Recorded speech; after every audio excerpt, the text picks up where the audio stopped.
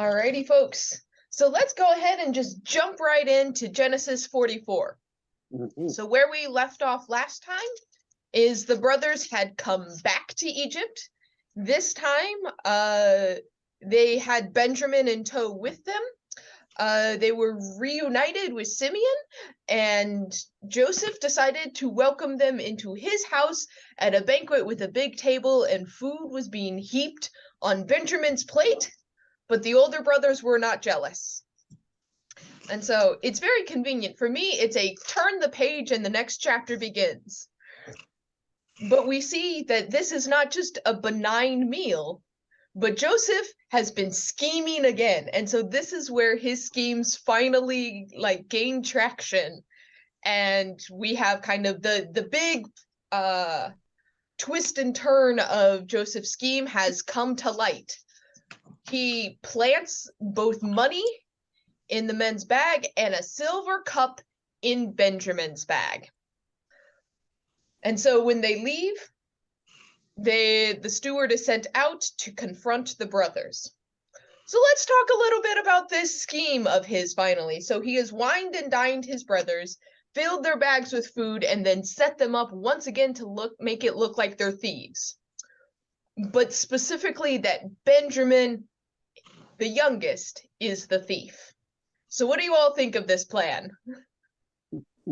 He still doesn't trust them. Nope.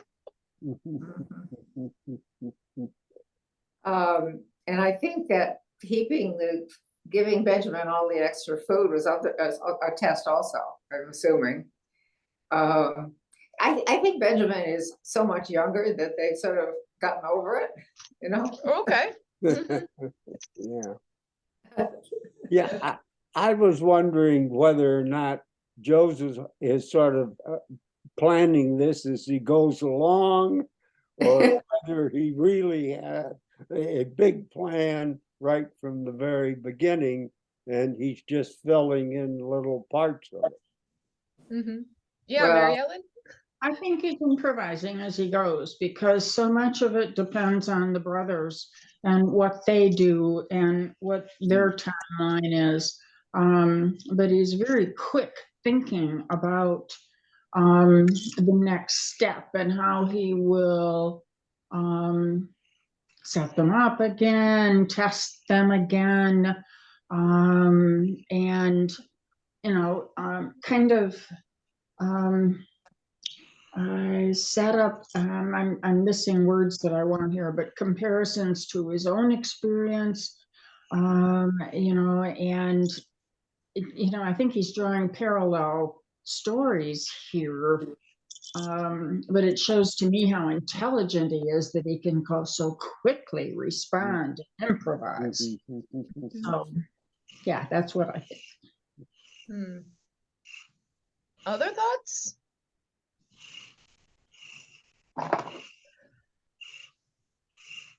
So it is interesting though that this is decades later, and there's something about the brothers and what they did to Joseph that it seems to me very clear in this moment, he has not processed this.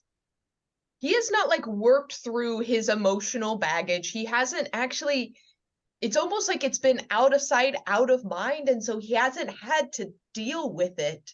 Mm-hmm. And the fact that I think there's some truth into the improvising of okay, you did this, so let's do the next step. But it seems like he's for the first time working through some of this. Do you all get that sense? Mm-hmm. He was pretty young before. Yeah. And the arrival of all the brothers in Egypt to confront Joseph was entirely unexpected by Joseph. I mean, this was a big surprise, I would gather. Mm-hmm. Yeah. I don't know. It makes me wonder, I mean, bringing it a little bit to us, there's sometimes that I think I've worked through something and then something surprises me and all of a sudden the emotions are just as fresh as they were ever. Here you go. Yeah. So he is I think for the time being, we're going to work with the idea that he's kind of improvising these kind of tests as he goes along. So they passed, the brothers passed the test of like not being jealous that your brother's getting more food. Let's see how far they're willing to go to protect him. Yeah. So why put the silver cup specifically in Benjamin's bag? Well, to see if Benjamin would be treated the same as he was treated. Mm-hmm. That they would abandon him and sell him into slavery again, or point the finger at him. But it had already been set up with the father that one of the brothers was going to be totally responsible to see that he was safe, which was a good idea. They brothers seem to have integrity that has come with age and maturity. They don't seem to be, just impulsive, and they were awful in the beginning. I mean, just, in that other story, they just had no sense of feeling except for, I can't even remember if it's Aaron or, Judah, or I'm not sure, I can't remember, but they all seem to be intent in just getting rid of him. It's sort of like the queen in Snow White, just kill her and cut out her lungs and kind of cut out her heart. Mm-hmm. Pretty, but they've matured. They've had their own successes. Mm-hmm. Yeah. But Joseph doesn't know that. Of course, right. No. So I think you bring up another interesting kind of like facet. What occurred to me is, so you all know that like I moved around a lot as a kid. I grew up for a large part outside of Kansas City in a town called Overland Park. We moved to Michigan right before I entered the 8th grade. But when I was in college, my parents actually moved back to that same city. Mm-hmm. And the weirdest thing was going to visit them and driving through, like they actually moved in like a neighborhood down the street from our old neighborhood, and driving through a town that I knew but was not the same. And it's like the bowling alley, because we lived like really close to a bowling alley, it was there and it had the same sign, but it had 20 years of age on it. And I remember like there was a restaurant that constantly cycled through, like it was one of those perpetually changing restaurants, and it's like, what is it this time? And it turned from a Perkins to a place with palm trees, and all of a sudden there's a new exit on the highway, and it's like, it's the place that I knew, and it's so strange at the same time. Oh, I know that from when I came back from Arizona. Yeah. Say more. Totally. New buildings. That was the thing that surprised me the most. Mm-hmm. Yeah, and even if you live here, a new building goes up and you don't know how. I found that in Royal Oak. I got lost because I couldn't, your signposts are gone. I don't know, experience that, Mary Ellen. Mm-hmm. Yeah, one thing I think that's interesting, there's a website that my old hometown maintains on Facebook, and people are constantly posting on that, how the town has gone to pot since they left and it's terrible. And the other half is saying how lovely it is and how much it's progressed and so forth. And so there's a big difference of opinion as to what the old hometown means to one. Mm-hmm.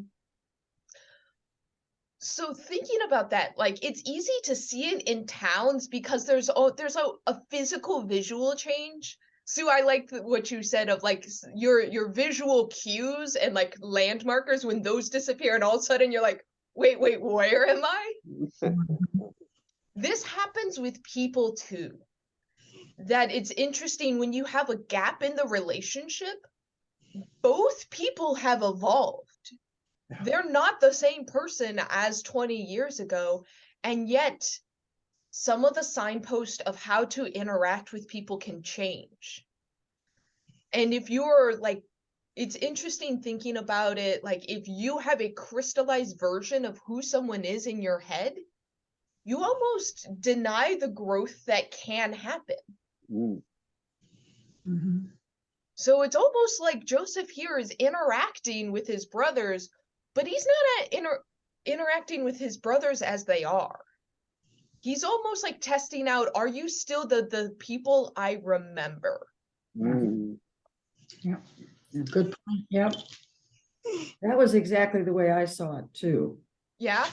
That this is a test to see if you are the same people or if things have changed in 20 years. Yeah. Mm. Have you all done that? Had that happen in relationship where you've been apart for someone for a while and all of a sudden you as friends come back together and you're almost like testing each other out of like, are you the friend that I remember? Are you someone different? Yeah, Mary Ellen. Well, my nephew Mark, who was born when I was 14 and I was his main babysitter, is now my go-to as far as financial matters, as far as, when I need help, when, who's my emergency contact, all of that. And, we've gotten to the point on things that we argue, but, sometimes I don't like the person that he's become. And, we've had boundary issues as far as how much he can take over versus how much I still am in control of. And, from the baby whose diapers I changed to this 65-year-old man, there have been a lot of issues that have come up since I've been back, because now I'm getting to know him, not just the image of who I had and this young boy and all the rest of it. And sometimes it's really hard. So I know what you're talking about.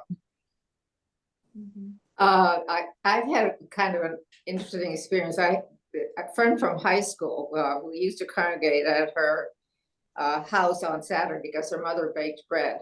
And she was always a little odd, so was her mother. But I ran into her when I lived in New York City. She was in the neighborhood. Her husband was in grad school. My husband was in grad school. That was probably 8 or 10 years after high school. So eight after high school. And well, we became buddies again, like nothing had happened.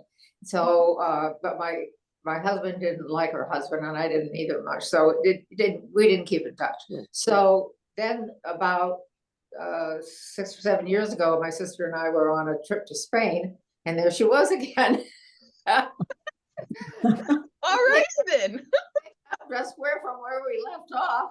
We had lots in common, blah, blah, blah, blah, blah. And my sister couldn't have been less interested. She treated her like, she just kind of distanced herself. She thought, well, I never liked her, and I don't know, it was weird. So people have different responses. But I kept in touch for a couple of years, but then I didn't. I don't know what happened to her. I think maybe she died. She had diabetes really bad. So it's interesting how you can do that. I haven't had much of and we went back this past summer to the town we walked in, and I'd been there 20 years before and walked around and taken pictures, and my sister hadn't been there for 40 years at least, and I couldn't get her to go before. I've been there. It's depressing, blah, blah, blah. And so we went, and it didn't look anything the same. I kept saying, oh, let's go on Route 5, and we got lost, we have all major highways there now. It's Hanover, New Hampshire. So it's a destination, and all those ski places, and it was weird. Yeah. Larry? Yeah. I had a grade school, high school, and college classmate that I did not see for 50 years. Oh, wow. And then arranged, and I had dinner with him. I thought, man, you have turned into the strangest dude. He was absolutely nothing like I remembered him. in the past. And it just seemed like, I'd never seen him before. Yeah. Big change. Had he Yeah. stayed in town? No, he lived in the East. Oh, okay. Uh-huh. So it's interesting, almost some of the different paths that you all have talked about when like relationships kind of petered off and then all of a sudden you're encountering them again, is there's one where it's like, I have to, like, there is a thread of, there's continuity, but I was not present for that development, therefore I have to relearn the person. There's a gap in the relationship, but we are continuing on the same. We evolved in similar ways, and it's just like nothing, like the thing that brought us together originally has brought us together again. And then there is we evolve so divergently that I can't even see the thread of continuity here. Yeah. And like, this is in essence a new friend in a way. And then there's the other interesting one, where if you're more on the brother side of things, where I've had it in some friendships or relationships where I feel like I'm banging on the gates, like I am a different person. Like, stop acting like I am a teenager still. Like, I'm not a teenager. I have evolved from my teenage self. Like, learn me now. I have had so much growth. Can you see me now? And it's one of the reasons I was actually talked to right around like the time where I was searching for a job before I was hired to be your installed pastor here. I did my due diligence and worked around, and one of the churches that was searching for a pastor was my high school church. And they wanted to know if I wanted the head pastor position. And I said, by no means, because that church knows me as a teenager. Yeah. I don't want to do the work of having them to like have to learn that I am not a teenager.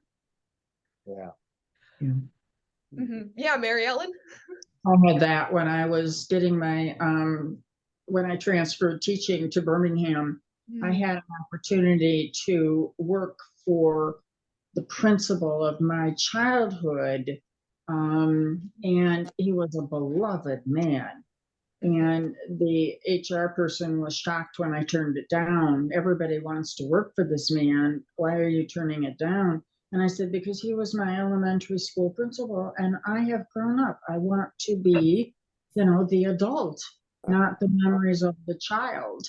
So, I can totally relate to that. Yeah. So all of these things are bringing it back to our story. It's at play here, where Joseph has had a crystallized version of the brothers. The brothers have not aged in his memory because he has not been privy to their evolution. He doesn't know their struggles. He doesn't know their growth. He doesn't actually know what grief they went through. He doesn't know their achievements. He hasn't done like seen the years in between. All he's seen is this group of guys who have done him wrong. He's got the bookends, basically. This Yeah. experience. And so whether you agree with his methods or not, he is not sitting down and having a long discussion and having a catch up. He instead is trying to trick them to see if they're going to behave the same way. Doesn't want lip service. We're going to see what your actions tell. So he frames his youngest brother. And the steward catches up and then confronts the brothers with this. They put a lot of significance on this one cup. Like, not only is it the cup that is supposedly Joseph drinks from, but it's also the cup he does divination from. I found that fascinating. So what do you think of the response from the brothers? So we kind of get this long monologue for the second half of the chapter. Are there details to pull out of this that you found interesting? While we've had both promises from Reuben and Judah, you can see which story is given primacy here, that Judah is the one that ends up giving this monologue, who throws himself on. Reuben isn't given the chance. That's likely because the story from the Southern Kingdom is the one that takes center stage here. So Judah's throwing himself forward and has this long monologue. What do you all think? Well, it definitely summarized the whole thing. Mm-hmm. I mean, rather beautifully, actually, very clearly. Yeah, Mary Ellen? Well, I picked up on the emphasis on their father and how much they were worried about Jacob and his reaction if they don't return with Benjamin. But was it Reuben or Judah who had offered their sons to Jacob to kill if they didn't come back with Benjamin? And either I overlooked it or I didn't see that in the story, as that was not one of the concerns that was raised. It focused on their father. Yes. Yeah. He didn't say I've changed, but because he doesn't see the point, right? I mean, he doesn't know that that's what he needs to do. Yeah, so the brothers, like there is no acknowledgement that this is Joseph. So yeah, it's not that like we're different people now. Mary Ellen, to your question, so the brother who offered his sons up was Reuben, which is the brother from that has the tribe in the Northern Kingdom. Okay. And so this is where that story likely also had a monologue that went with it, or some kind of resolution. But since you can really only get one brother standing up, this is not one of those cases. I'm gonna guess that ending was not included because it would conflict with this one. And this one is Judah, so Southern Kingdom. That's why I say, like, this one's given center stage. So there isn't a concern of Reuben's children, but that's probably because it was from a different version of the story. Okay. Yeah, Larry? I have a question that Judah says, if we let Jacob know about this, his hair is going to turn gray to Sheol. Now, what's the significance of that particular statement? I get, he says something's terrible is going to happen to his father if we don't bring Benjamin back. So Sheol is the Hebrew term for kind of the underworld. So it's not, notably, it's not hell, which is why they don't translate it to the word hell. Hell, anytime you will see the word hell, that is a different word. It is Gehenna, which is, I've talked about it a few times. That's that burning pit, is Gehenna. Sheol is, there is debate of what exactly this word means, because a lot of Greek understanding gets transposed onto it. In later versions, or in later like writings. So we've talked about sometimes how the Hebrew Hebrew poetry likes to say things in doubles. So you're going to say something and you're going to repeat it. We've seen that already a lot of times. And so what we begin to see is when people start talking about death and the underworld, that it's like, I will go to Sheol, the depths of Hades. So Hades and Sheol have kind of this parallel later on. It is also linguistically fascinating that the god Hades also becomes the word for like all of the underworld in people who are not native Greek speakers. So they call the underworld Hades, but Sheol is the Hebrew word for that. That said, there is not a sense of like an everlasting afterlife. That is actually a very late addition into Judaism. It does get incorporated into Judaism. Modern day Judaism does or most versions or most branches of modern day Judaism have a sense of an afterlife. They do not at this point in time. So it's like this weird amalgamation of like, it is the underworld, but it's not like you're gonna live there forever. So it's kind of the depths of the soil where there's like non-existence, but also like there's still a sense that it's a place. So it's talking about going down to death, basically. Okay. If that's a nebulous enough answer. So Sheol is, think underworld. Okay, gotcha. So they don't, that's a poetic way to say our father's gonna turn white and die if he Yeah. hears this news.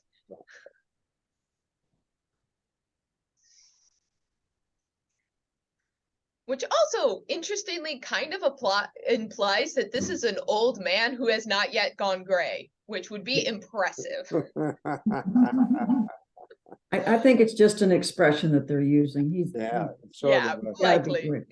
aphorism. Or, Mhm. Well, I wonder if they dyed their hair back then. Yeah. They did? Not So- to men. Mhm. Really? So, yeah, because if you think of henna, you've seen like the Indian like hand art. Henna is also hair dye. It doesn't Yeah. turn your hair black, it turns it red. Red, right. Mhm. Notably, and this is just modern day cultural thing, if you see a man who looks, or how do I want to say this? This is a tradition in the Islamic faith that when you go to Mecca, you henna your beard. And so you will see some men that have a white gap and then it's red. That actually means they went on the Hajj, likely. And it's almost a status symbol to have the bicolored beard because you don't cut it for a while. And then you kind of get to, it's a visual representation. So they henna their beards. Or the men do. You'll see women, if you see women that have like a gap that is red and then their hair's a lot darker, that's probably meaning they're hennaing their hair. And the more you do it, the darker it gets. So like the ends will be darker, but you can kind of see the root growth. So henna is made from a plant. And so, yeah, they dyed their hair. Good to know. Mhm. It's still very common in India specifically, too. Mhm. Anyways. So Clay, you were your initial comment here was like, this is kind of almost a summary of the story we've gotten to this point. Yes, I mean, he just goes step by step by step by step by step through the whole thing. It's, yeah, he just does the whole sequence for us. Like a nice review. And I think it's, I don't know how to put it, not like beautifully said, but because of the topic, but it really is nicely laid out for us. Yeah. It's almost a word for word, isn't it? It's one of those repetitions where it's almost word for word. Right, and that in a way is what makes it literary, gives it a certain feel to it because of the way the repetition is a literary device, you know, that and that might be why it kind of grabbed me a little bit. Yeah. So what is so as like a piece of literature, we see like the stylistic thing where once again, the text loves to repeat itself. We've seen all of these things before. Functionally in the story though, like looking at it as kind of a character saying it to another character, what is the function of this monologue? Like, what is Judah getting at here? You can trust. It's almost a plea to Mhm. Joseph, you know, if we do what you have said we are supposed to do, these terrible things are going to happen to our father. Yeah, he's just building it layer by layer by layer by layer to what Larry said. Here's what's going to happen to our father if we continue with this. And Joseph was attached to his father, or father was attached to Joseph. Yeah. Oh, Benjamin was a Joseph replacement. That Joseph had been the favorite son as a child, growing up, teenager, etc. And then Joseph disappeared, according to the story the father knew. And then Benjamin comes up. And so Benjamin not only is the youngest son again, but all of the favor that had been bestowed on Joseph was now on Benjamin. And, so he is the Joseph replacement for the father. Yeah, and in verse 30, he says, his life is bound up in the lad's life. I'm emphasizing that Joseph was gone, possibly presumed dead, and now everything is wrapped up in Benjamin. Mm-hmm. Yeah. And if we do what you say, you are killing our father. Mm-hmm. Oh, good point. So there's one piece also at the beginning, though, of explaining it this way is one part of like, we did what you told us to do. You asked us for this information, we volunteered it, then you weaponized it against us. Like, we told you about our youngest brother, and then you used that information against us. Now you're wanting to use it again, and that's gonna kill our father. Like, look at how you're using this information. We gave it to you in good faith. Yeah, Mary Ellen? I'm also seeing a contrast here where when they were in Joseph's house for their meal, Benjamin was bestowed with 5 times the amount of food as his brothers, being singled out.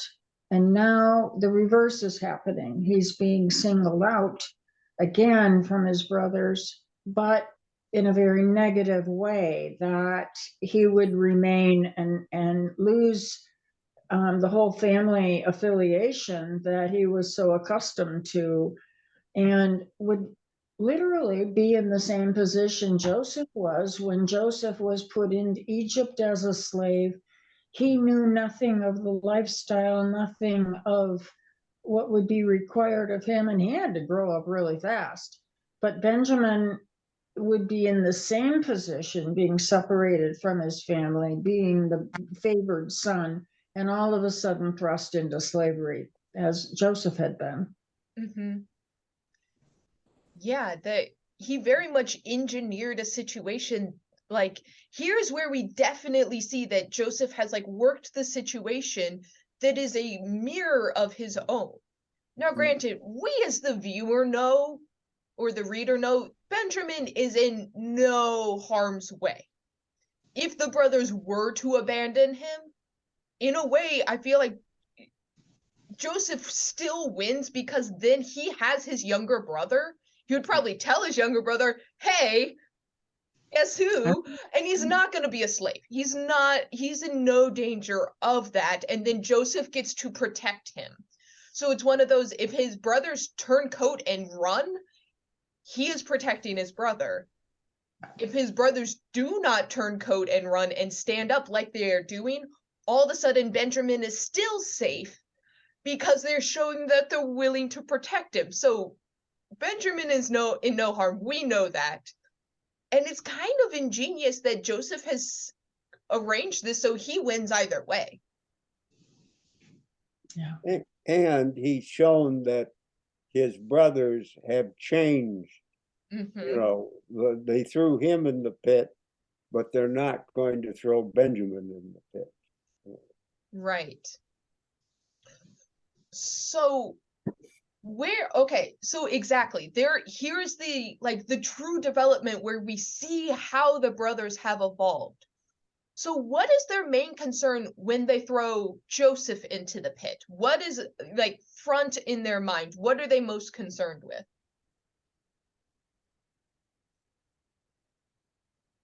The question is, what is their main concern when they throw Joseph into the pit. They were mostly concerned that the father doesn't find out what they did.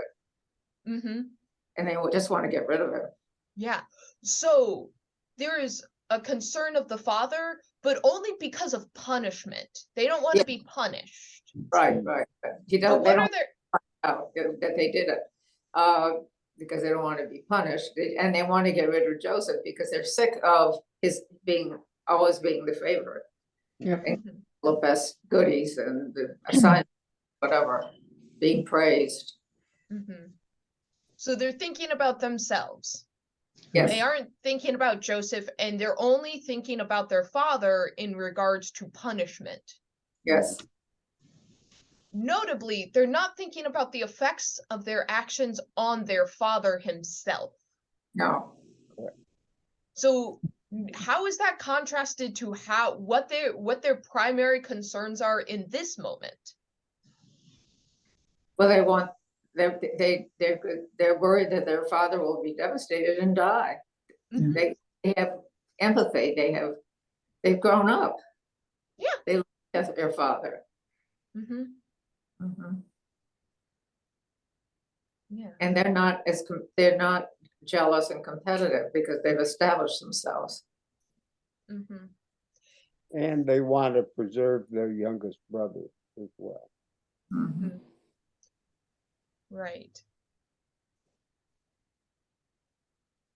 So yeah, we've seen the complete reversal going from self-centered to self-sacrifice here, where the father is kind of something to be moved around to being the primary concern. It almost, to me at least, how Judah responds almost puts their father's health concerns above even Benjamin. Benjamin, yes.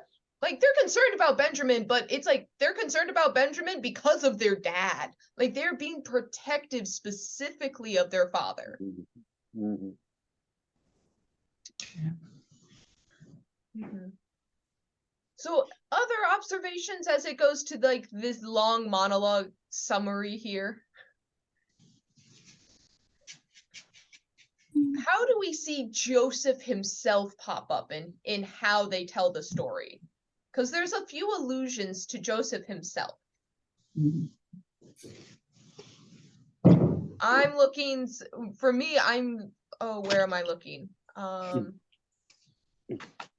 28 has like a little allusion to Joseph himself. Yeah.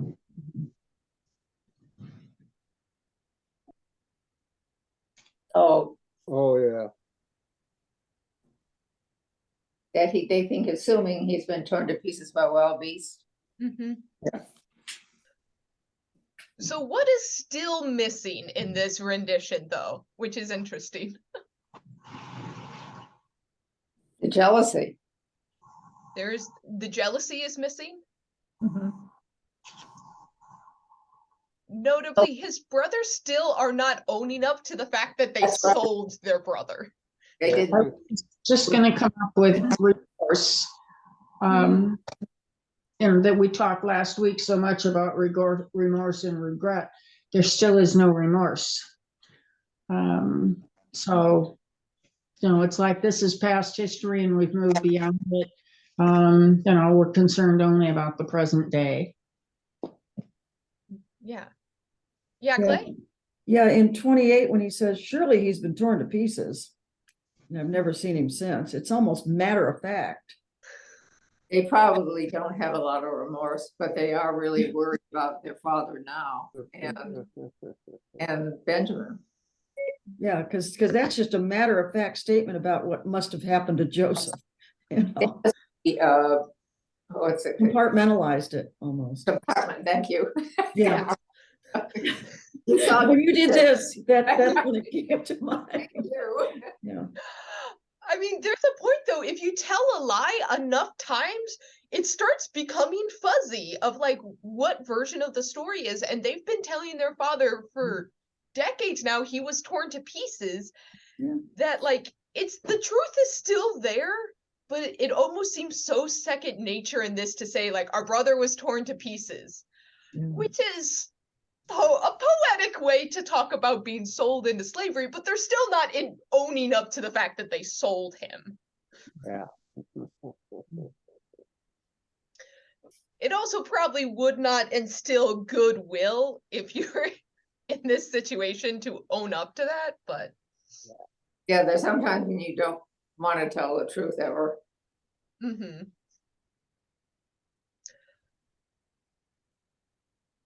So at the end of this monologue, we have Judah's final point of, now therefore, please let your servant remain as a slave to my lord in place of the boy. Let the boy go back with his brothers.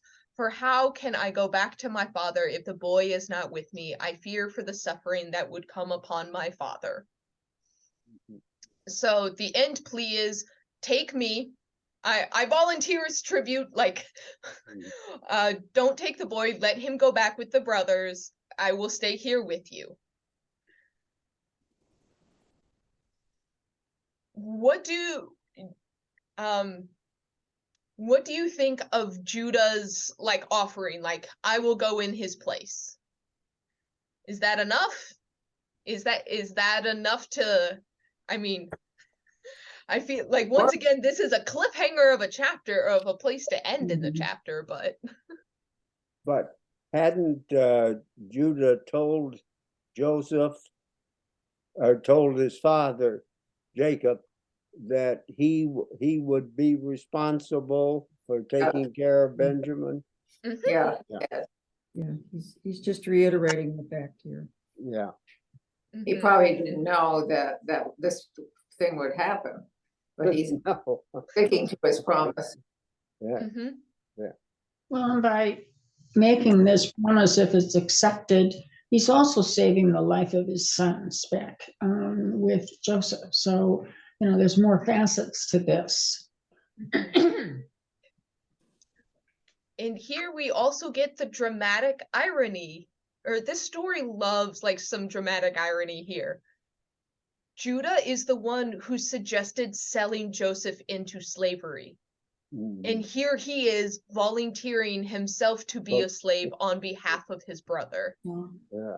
So you get this dramatic reversal where, once again, you see the tables have entirely turned, and he caused this issue, but also now here he is offering himself up in the same place.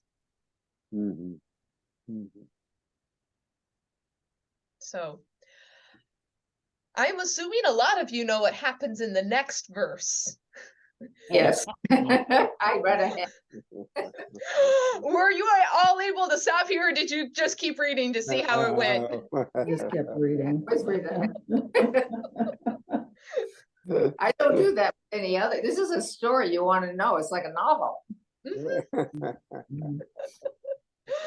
Yeah, if you remember early on in our Bible study where I'm like, okay, so here's like the end of this section, and well, here's this kind of next section. I feel like as Genesis goes, the sections get clearer cut, and here is a cohesive story. And Goes on and on. right, so we'll talk about the next part next week, but the good news is Joseph's had enough at this point, and breaks character finally. So hallelujah, the gig is up. This was enough to prove that his brothers had changed. I guess I don't know if Joseph eventually goes back to Israel or Judah, or do they stay in Egypt? He's got a real good gig in Egypt. We will see where it goes. So I'm not going to give that away. If you want to read ahead, you can. So kind of going back to some of our earlier discussion, though, we're talking about like relearning people when you've been away from them for a long time. Is there a moment where you have almost had to do kind of what the brothers are doing, but like had a moment where you're like, I am a different person? And what was that moment, or if you can think of that moment, what was that moment like in kind of, was there a flex point where you had to have that moment of like, I need to prove myself that I'm different, or I need you to understand that I'm different? And what's kind of that inflection point like? Or has there been a moment where just you've kind of seen someone else and you're all of a sudden it dawns on you, this person has changed? I usually see the change in other people more than I do in myself. Okay, yeah.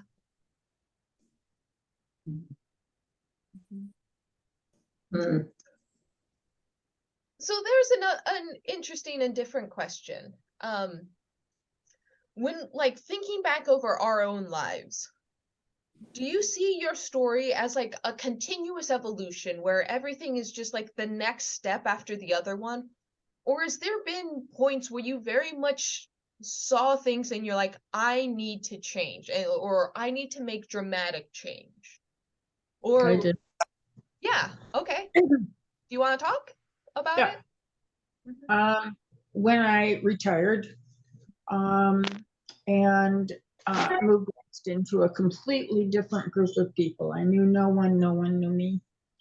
And it was a freeing experience because no one had any expectations of me. I didn't have to adjust my conversation, priorities, my whatever to accommodate people in the work situation.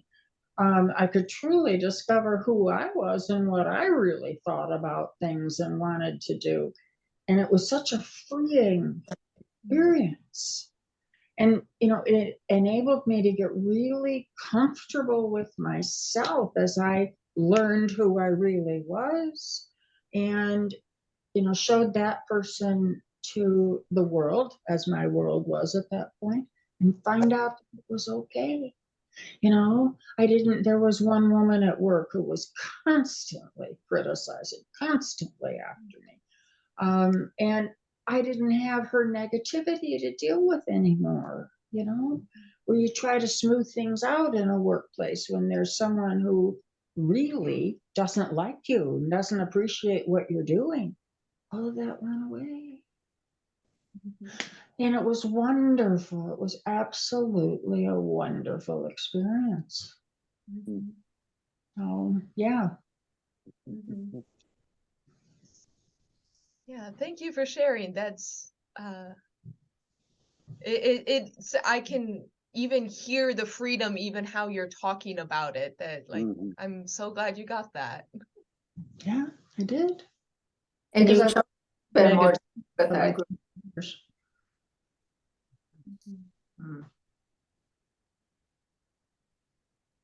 Any other experiences or thoughts you all are willing to share about either inflection points or the natural evolution of things? Well, I think those of us who've lost, I'm sure that Clay feels that she's different now, right? After being a widow, I sort of changed a lot after I was divorced a long time ago, but I think I've changed. But I don't know what other people would say. And Larry, what do you think after you were widowed? Did you feel?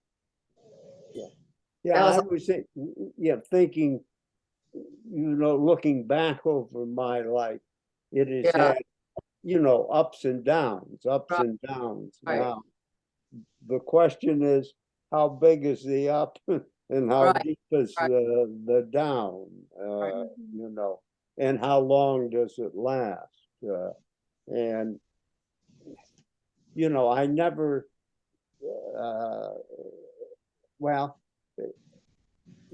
Jean's been dead 8 years now, okay?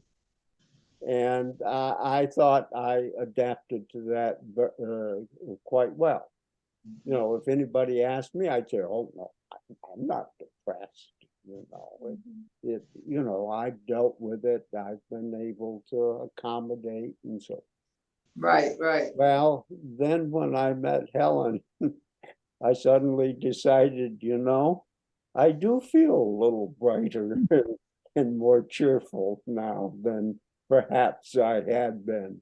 And maybe without admitting it to myself, and certainly never admitting it to others, maybe I was, down, depressed, and so forth, So from that standpoint, yeah, I think, A there lot are better. times when you have to change your life in order to make perhaps smooth out some of those ups and downs. Mhm. Yeah, I would have to agree with Larry. In a couple of months, I will have been a widow for 19 years.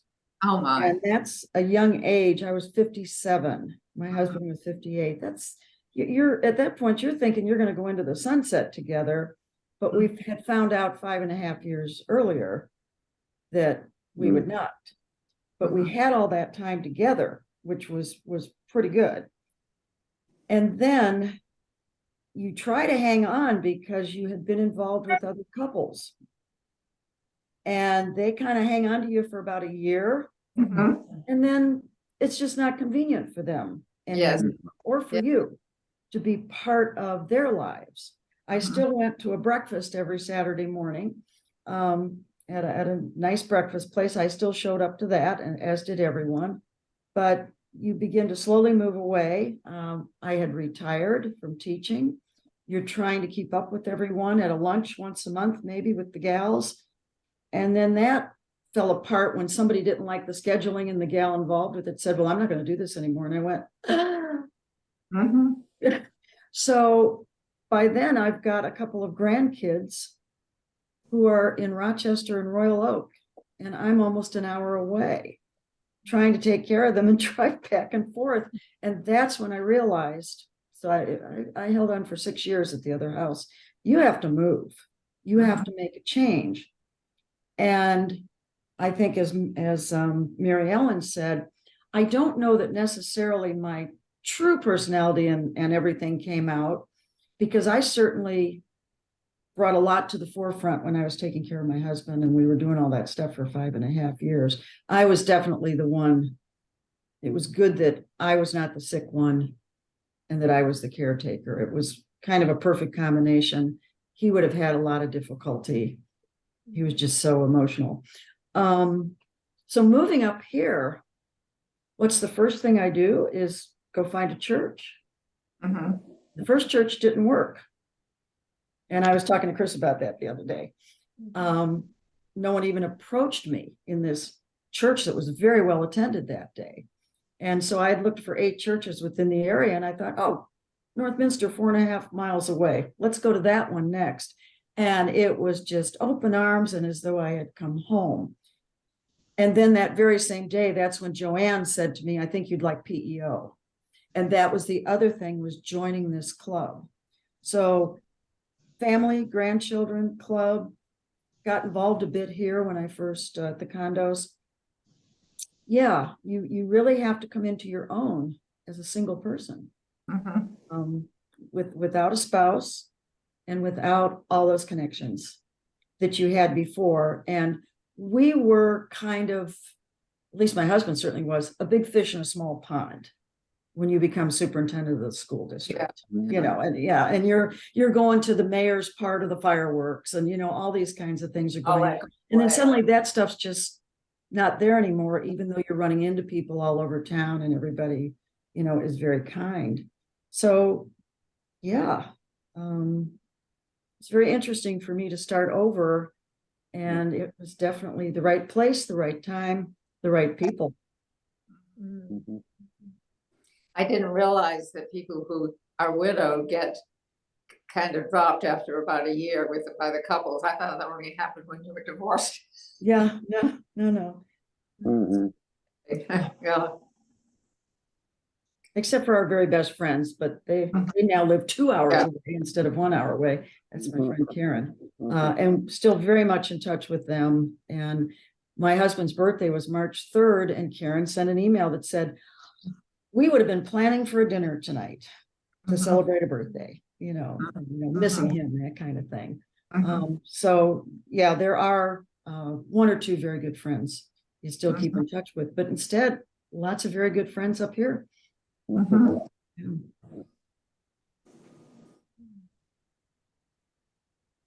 That was a very nice story, Clay. I knew you were there, Joe. Want to give you a hug. I knew she was there. I'd seen her earlier. Thank you all so much for sharing. It's interesting hearing like the different, like what was the impetus for all these different moments where like everything changed. Mhm. And there's some where it's like it was it was a choice that I made that ended or resulted in me in this place, whether it's like choosing to go your separate way from someone who is in your life, whether it is just like it's the natural time for me to retire, but like what are the implications of that and how do things change?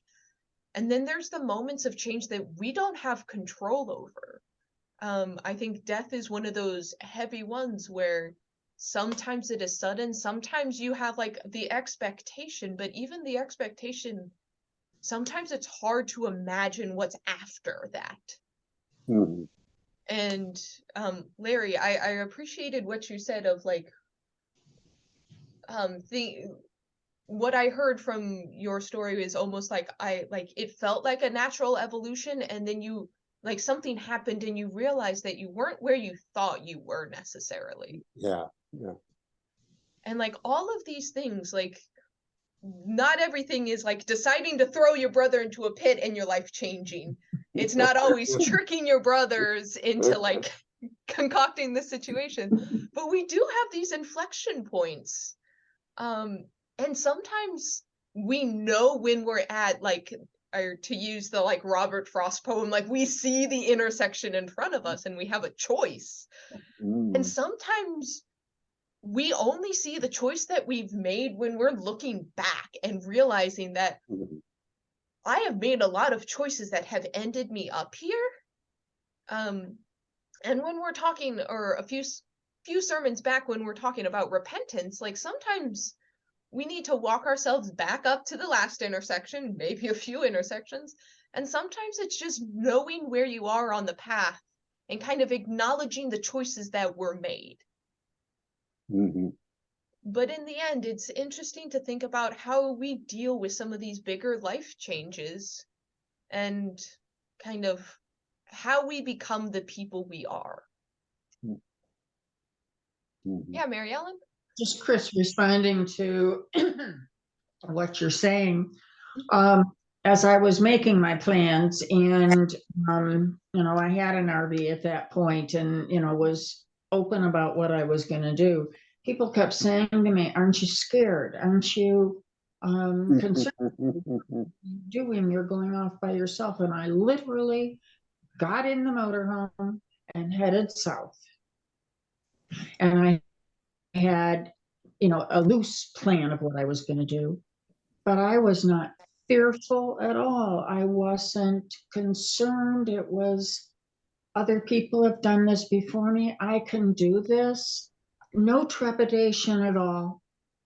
And looking back, that part, I marvel at that all the things that it took to enable me to do that.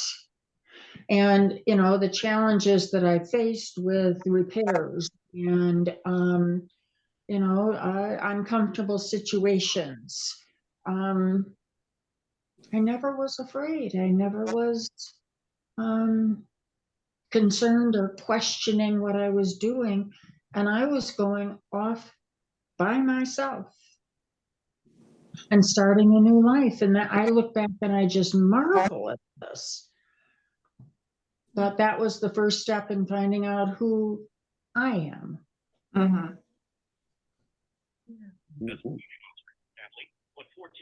I remember that made me quite nervous, though, when you took off. Yeah. We were the guys that stayed close. We, all these years over, like 40 years, the contact has never dropped, Joe came out and did an elder hostel with me at Carlsbad Caverns, stayed in the motorhome. I mean, we had, and came out and visited at least one more time than I remember, and just had the motorhome lifestyle. And Joe and I have just never lost that contact or that emotional attachment through all the years and all the changes I went through. So I think that's marvelous too. Well, thank you all for all the stories and all the sharing with this one. I know I feel bad keep having to like end this discussion where we're still like, this climax has lasted for a while now. But I promise next week there is some resolution, and then true to form, the ending's gonna drag out for a while. So we still have, I mean, because let's see, if this is, we have about 5 or 6 weeks left, and then so 5 or 6 weeks left. I'm going to say now, start thinking about what you would want to study next. I would vote to take a 1-week break to give ourselves a breather. But start flipping through the Bible and start thinking about what looks interesting there. Because I assume you all just want to keep, I mean, unless I hear otherwise, I'm going to assume that we're just going to keep choosing books to look at until you all get bored. Okay. You're going to have some suggestions for us, because I don't want to read every chapter to make it just every. So some interesting things, or some things that to consider, is one, Exodus continues the story straight away. So if you like this study and want the story to continue, we can just go from Genesis to Exodus. They are made as a pair. Other things that could be interesting is if we wanted, I talk a lot about the effects of like northern and southern kingdoms. If you wanted to know more about kind of the division, or like how the nation of Israel gets set up and kind of how that gets moving and kind of the dynamics that you see when the nation actually forms, that would be 1st and 2nd Kings. Or no, well, no, you have 1st and 2nd Samuel, and then 1st and 2nd Kings, and that gets you the history of the nation of Israel. That when I reference a lot of things, that's the section that I'm referencing. You learn a lot about King David. It's a storybook. And so those are a lot of like interesting stories, kind of like what we're doing now. If we wanted to get back to Jesus and do something, flip to the New Testament, our next, after Easter, I want to talk a little bit about the stories in Acts, because Acts doesn't get a lot of attention. I thought. Acts of the Apostles. That's Paul again. Huh? I said that's Paul again. No, not necessarily. Paul comes in at the end of Acts, but it's not Paul's writing. Okay. You learn about kind of how you get more of the things he does, but not his like theology. But that's kind of like learning how Christianity got built up steam from basically the resurrection onwards. So those are some of the like high points. If you wanted something very cryptic, we could do something that is, we could always look at the Psalms, which is very poetic. The book of Daniel is really confusing, but Daniel and the book of Revelations go hand in hand. If you want just something to blow you out of the water, we can actually deal with one of those harder and more cryptic books. Yeah. I've actually done Revelations. It was shortly before I moved up here. It was done in the Presbyterian women's Bible stuff. It was done that way, where you had your book that your like little magazine pamphlet thing that you ordered, and it took you through from September to May was usually how you did it. And it was extremely interesting. And it was that next year that I went in France and saw the something of the apocalypse. Oh, the Sistine Chapel, the like backdrop. No, of it? no, it's Okay. in France, and it's all of these it's tapestries of the apocalypse. Oh, And it's all of the tapestries that are based on Revelations, and they were done in 1382. And it was just an accident that we went there because we couldn't go to one of the chateaux because it was being worked on. And it was like a real quick driver decision. He said, oh, if we take a 20-minute detour, we can go see these instead. And it had been the year after I finished this Presbyterian women-led thing for Revelations. It was kind of fascinating. So it's one of those, don't back away from it because it's Revelations. Consider what it could be. It Yeah. is one of the most misunderstood books, and also one of the books that is still puzzles scholars to this day, because it is Yeah. extremely difficult to understand, but it's extremely interesting. Like there's a lot of history, and so like, yeah, don't be scared of it because it's fascinating, but also it's not likely what you think. What's being talked about is not likely what the media likes to present it's talking about. Yeah. And we may not be ready for that yet. That could maybe be a couple of years from now when we've done a couple of other things. Right. Yeah. Anyway. So those are like some of the genres. So be thinking about what kind of, I think choosing a genre might be the helpful way of thinking about it, of like, do we want a continuation of the story? Do we want to learn a little bit about the nation? Do we want some poetry or some apocalyptic confusingness, or do we want to go back to the New Testament and find something there? So That's true. We had a wonderful, many years ago, I think it was Bob Sigler, but it could have been, I'm not absolutely positive who did it, but it was a study group on the Psalms, and the person who did it, I think it was Bob, put a lot of research in it, and it was just wonderful. I just, different kinds of the laments and all that. I learned so much, and I don't know since anybody else did that, but I could do the Psalms all over again. But okay, I will admit the Psalms are probably one of my weakest books. I would probably want some assistance there, so that's good to know that there's something there. I'll do it then. Let's do Acts. I want to do Acts. Okay, well, with that, can I pray us out for the day? Okay. Sure. All right, let us pray. Good and gracious God, we give you thanks. We always come to you with gratitude, knowing that you have given us another day, another chance to gather together, another chance to look at scripture and how it points to you and how it reflects in our own life. So help us continue to be grateful today. Help us in our gratitude to see you at work in the stories that we are weaving together day by day. Help us see how you've been with us all along at every twist and turn in the road, and trust that you will continue to be with us still. So bless this group, keep them safe and warm until we gather together next week. We pray all these things in Jesus' name. Amen. Amen. Hey, Chris, just one little side note for you. One of my best travel friends, Janet,